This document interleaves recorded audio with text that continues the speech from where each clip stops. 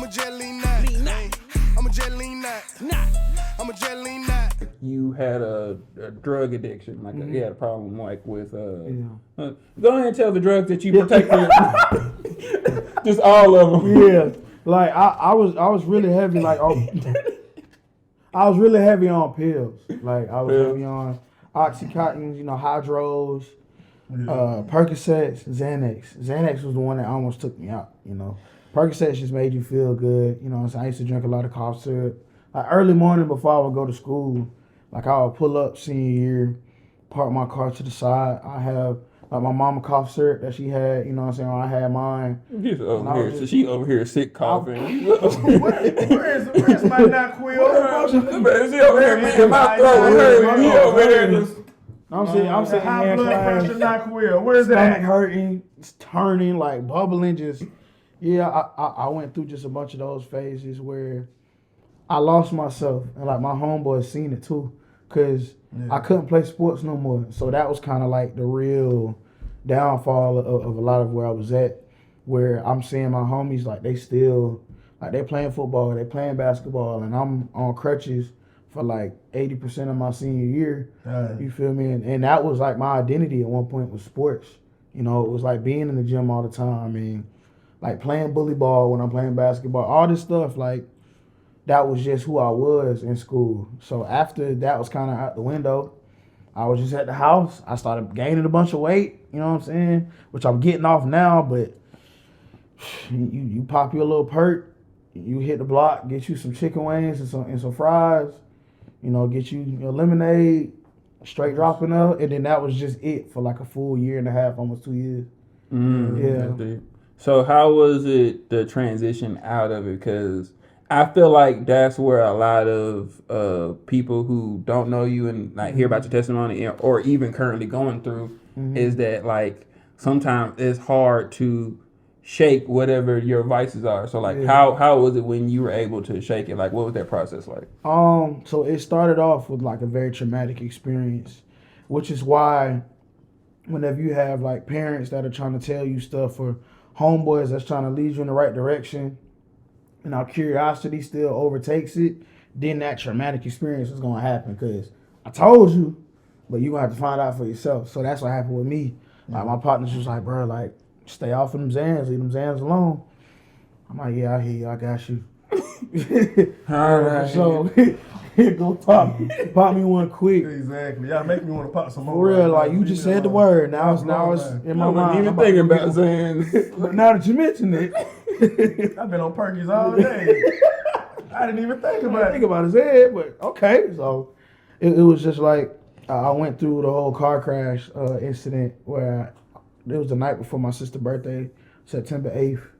I had dropped, I don't even know how much Xans that I put inside of my Sprite in it. I ain't put no like Jolly Ranchers, no nothing like that. No, you took that thing straight. Straight in Sprite. So it's like, this Sprite tastes nasty, you know what I'm saying? But I know you're going to feel groovy, you know what I'm saying? I'm not going to remember stuff. I'm just going to be able to coast through, this day.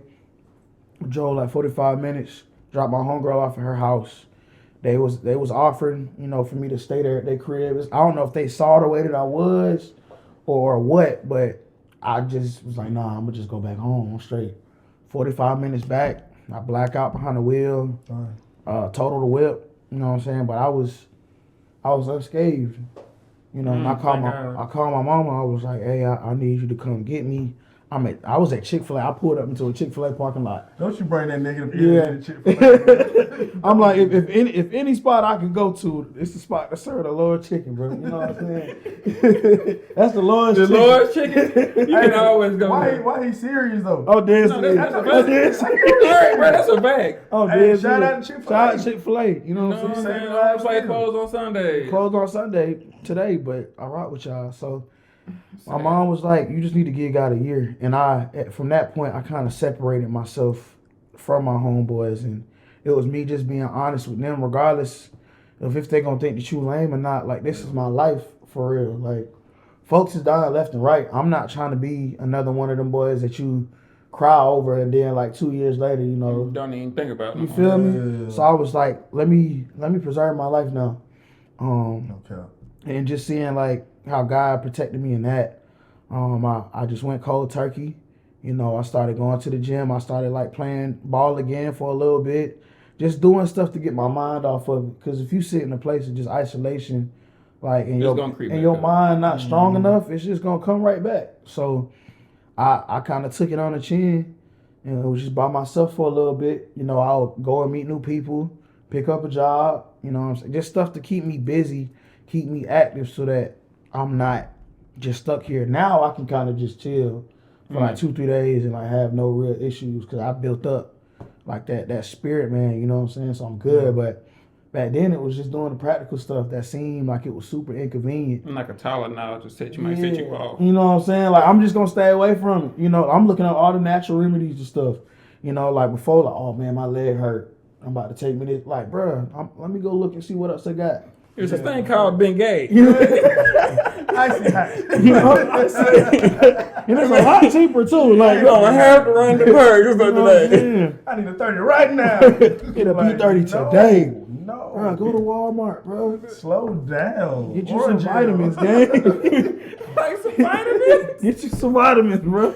Man, said, bro, at the end of the day, just get some Flintstone gummies, Gummies should be alright, man. Put yourself around people that you know like really love you. So that's when I really got back close with my family, with my mom and my sister. I was like, these people, they truly know who I am and they love me. So that helped a lot too. I had a praying mama. You know what I'm saying? She was praying super hard, so I know her covering helped a ton. It wasn't just in my own strength, but it was just practical stuff, and that's how that flip kind of started. And then I put myself around godly community in the school in Atlanta, and that was like the icing on the cake. Yeah, that's what did it. As soon as I got to the A and I was at Victory, hey, man. That's what happened. You come to Atlanta, baby. For real. Change your life. Get you some godly community today. Don't be talking about Atlanta churches. They say Scootie Wop. Atlanta churches is what did Wop. All right? We might swag it, sir, just a little bit. Just a little bit. Just when you posted that joke was hilarious, bro. But Yeah. we saving too. yeah, it really works. It worked. No. We're gonna need some experience. Hey, what we doing, Deion? No, Hey, man, we just gonna you know one thing we don't talk about enough is preachers bombing. Like, you ever been like I'm a jet lean nut. Only on the Lean Nut podcast where you get the honest truth. And don't try to understand it.